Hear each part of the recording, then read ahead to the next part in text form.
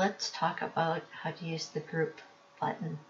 Group kind of keeps everything together exactly how you want it positioned.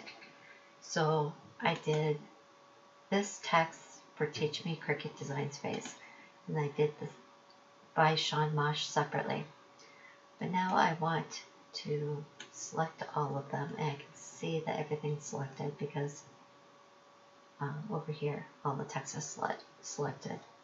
And then I'm going to go align and align them horizontally. So now push that everything's centered here. But now I want to be able to move these around the screen or resize them together.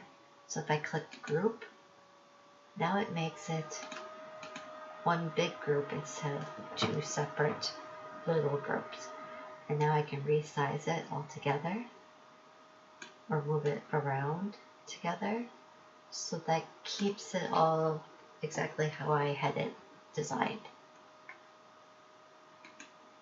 And then if I decide I want to separate things, I can ungroup it again so that it's two separate groups of text.